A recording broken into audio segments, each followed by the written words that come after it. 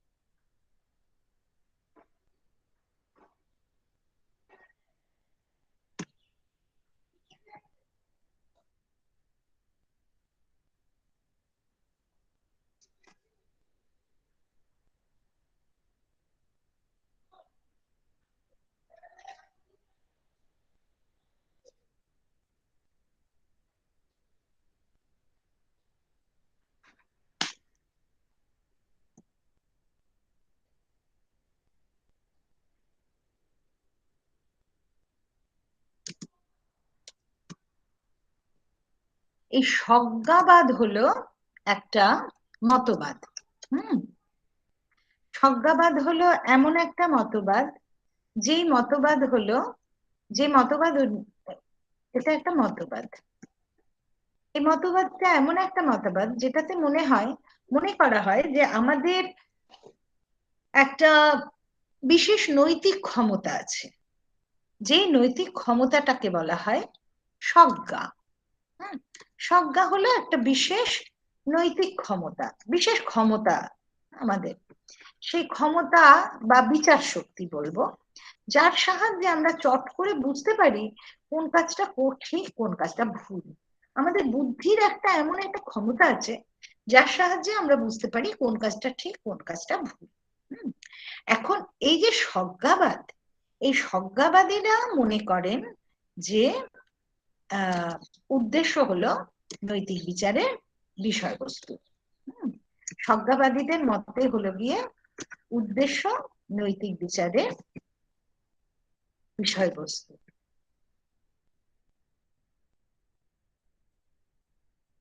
এটা সজ্ঞাবাদীদের মত।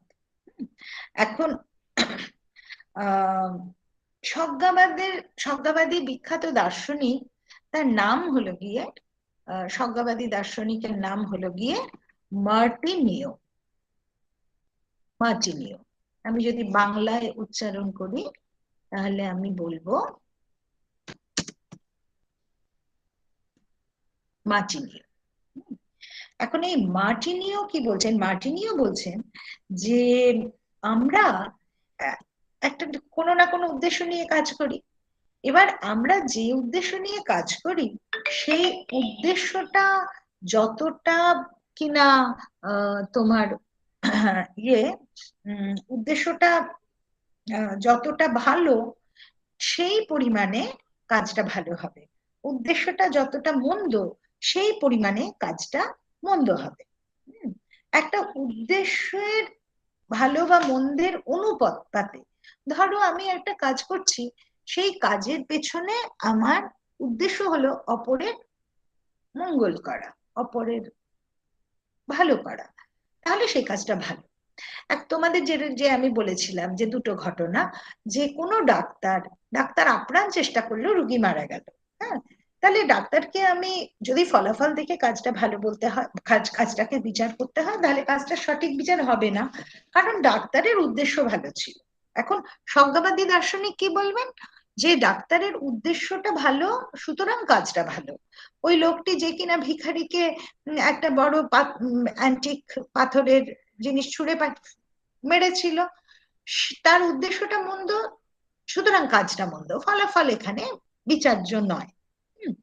এখন মার্টিনিও কি করেছেন, উনি উনি দেখিয়েছেন যে কতগুলো উদ্দেশ্য আছে যেগুলো সব স্বাভাবিকভাবেই ভালো উদ্দেশ্য, যেমন সহানুভূতি, পরোপকার, এগুলো স্বাভাবিকভাবেই ভালো উদ্দেশ্য। আবার কতগুলো উদ্দেশ্য আছে স্বাভাবিকভাবেই খারাপ উদ্দেশ্য, হ্যাঁ, কাউকে মার্ডার করতে চাইছে ইত্যাদি খারাপ উদ্দেশ্য। ঈর্ষা, ঈর্ষা করা খারাপ উদ্দেশ্য, মানে এই এই জন্য যদি কেউ কিছু কাজ করে তাহলে সেটা খারাপ।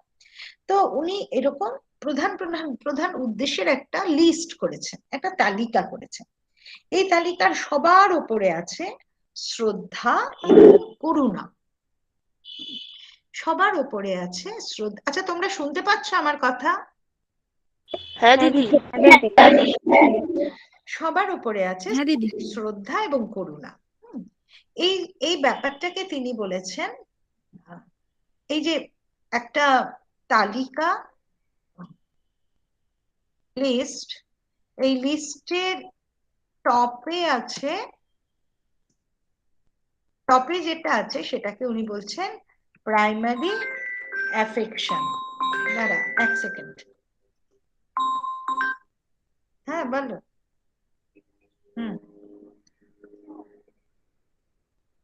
কখন?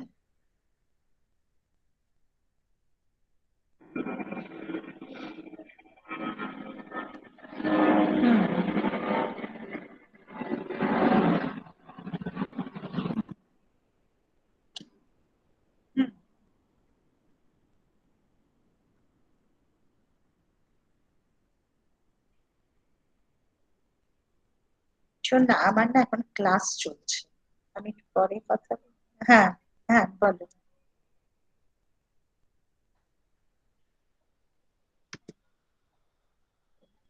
হুম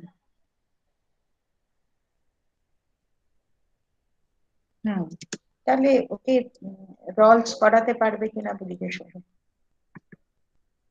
যে তুমি কি রলস আমাদের দরকার, রলস করাতে পারবে? এবং সেখানে কিন্তু একদম মানে এতটুকু স্ট্যান্ডার্ডের, কারণ আমরা তো বাইরের ইউনিভার্সিটির প্রফেসরদেরও ডেকে ডেকে করাচ্ছি, সেই মানে স্ট্যান্ডার্ডটা কিন্তু একটু এদিক ওদিক হবে না, কারণ এটা একটা সেলফ ফিন্যান্স কোর্স। এখানে ভাষার ব্যানার্জি খুব স্ট্রিক্ট ছিলেন, স্ট্যান্ডার্ডের ব্যাপারে আমরা খুব স্ট্রিক্ট আর কি। এই ব্যাপারে তোমাকে সম্পূর্ণ ইয়ে রেখে তোমায় করতে হবে, সেটা তুমি রেডি তো? একটা বল। হুম, ঠিক আছে।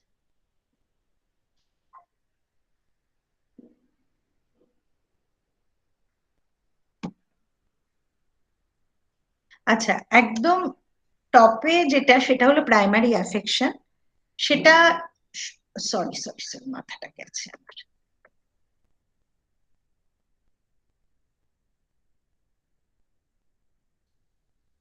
এটার এখানে আছে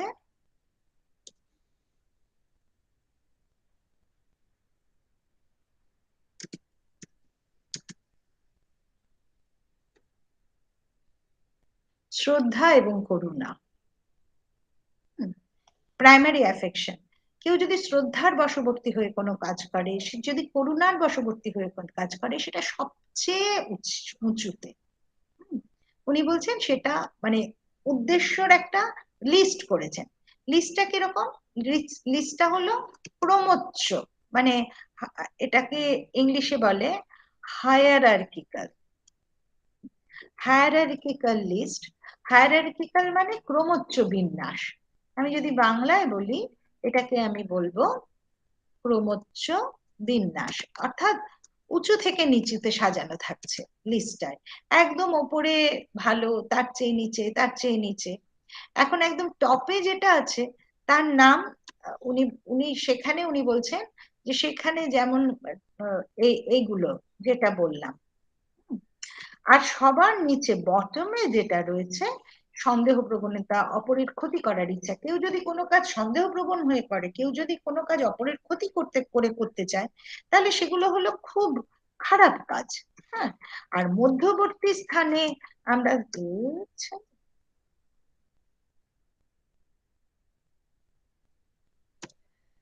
মধ্যবর্তী স্থানে আমরা বলতে পারি যে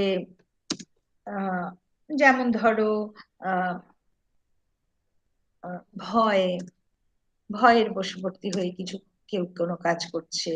তারপরে ঈর্ষা, ঈর্ষার বশবর্তী হয়ে করছে। উচ্চাভিলাষ, হ্যাঁ, এর বশবর্তী হয়ে কোনো কাজ করছে। এগুলো সমস্ত হলো গিয়ে মধ্যবর্তী, মানে বিভিন্ন ক্রম আছে, একটার পর একটা, একটার পর একটা। এখন ওনার বক্তব্য হলো এই ইয়ের তোমার মার্টিনিউর কথা হলো যে আমরা যদি এই ধরনের যেমন আমার উদ্দেশ্যটা হবে, উদ্দেশ্যটা যদি খুব ভালো হয়, তাহলে আমি সেই অনুযায়ী আমি কাজটাকে ভালো করবো। উদ্দেশ্যটা যদি মাঝারি মানের হয়, সেই অনুযায়ী কাজটাকে মাঝারি মানের করবো।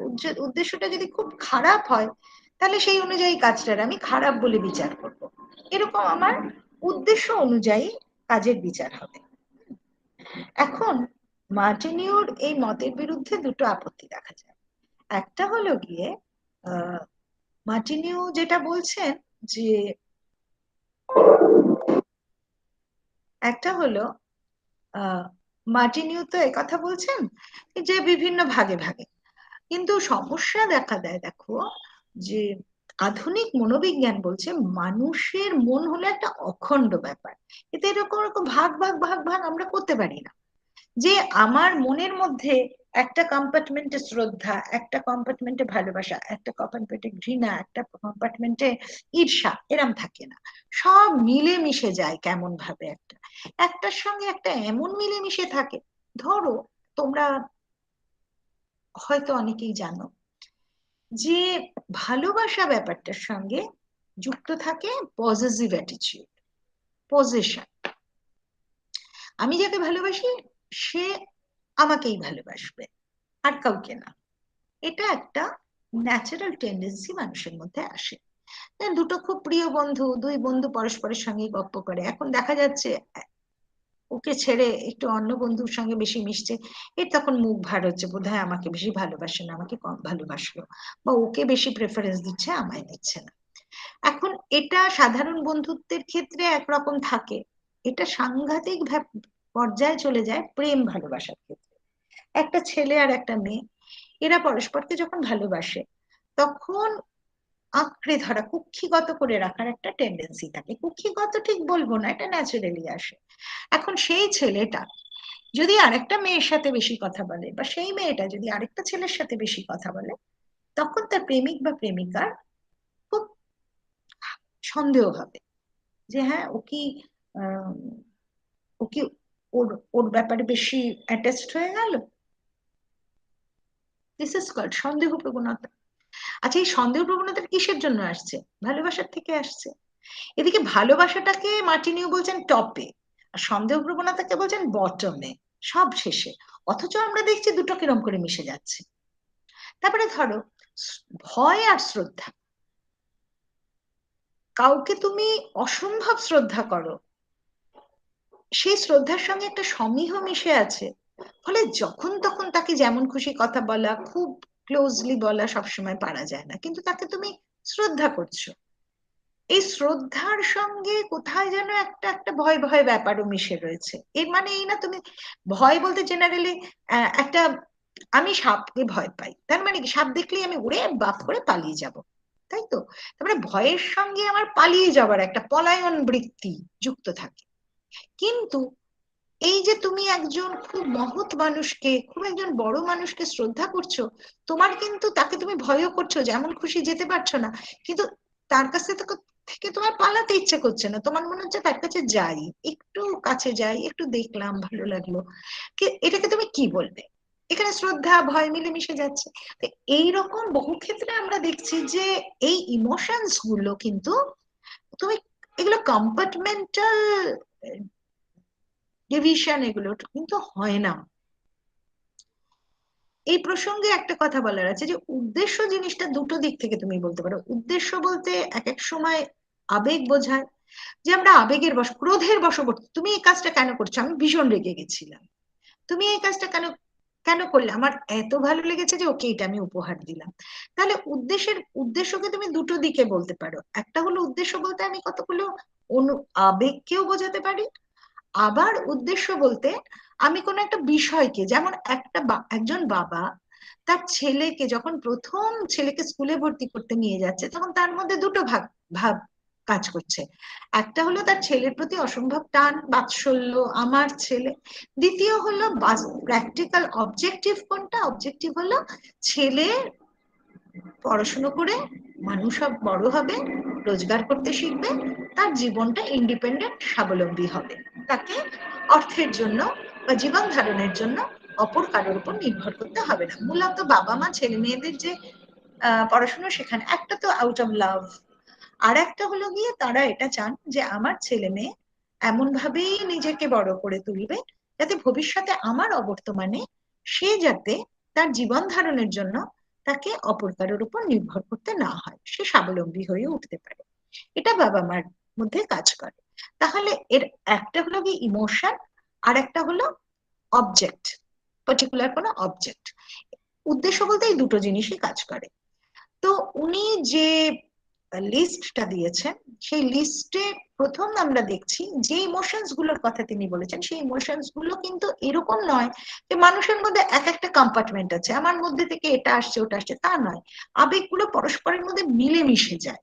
তাই ওগুলোকে ওরকম ভাবে, যেরকম উনি হায়ারার্কিক্যাল বলেছেন, যখন একটা মানুষ ভীষণ সন্দেহ করছে তার স্বামীকে, স্বামী হয়তো বলছে আমার লাইফ ফেল করে দিল আমার বউ, কিন্তু ভালো করে ভেবে দেখলে দেখা যাবে তীব্র স্বামীর প্রতি টান, স্বামীকে ভালোবাসে না তা কিন্তু নয়, এটা না যে স্বামীকে খুন করে দেবে তা কিন্তু নয়, বা স্বামীকে ছেড়ে চলে যাবে তা কিন্তু নয়, স্বামীকে অসম্ভব ভালোবাসে বলেই বোঝে এই তুমি কোথায় গেলে গো, কাকে ফোন করলে গো, এরকম কিছু একটা করছে। তাহলে এইটাকে তুমি কি বলবে? ভালো বলবে, ভালোবাসার দিক থেকে বললে বলবে উদ্দেশ্য ভালো, সন্দেহ প্রবণতার দিক থেকে বললে বলবে উদ্দেশ্য মন্দ। তাই এরকম ডিভিশনটা কিন্তু আধুনিক মনস্তত্ত্বের তত্ত্ব সমর্থন করে না।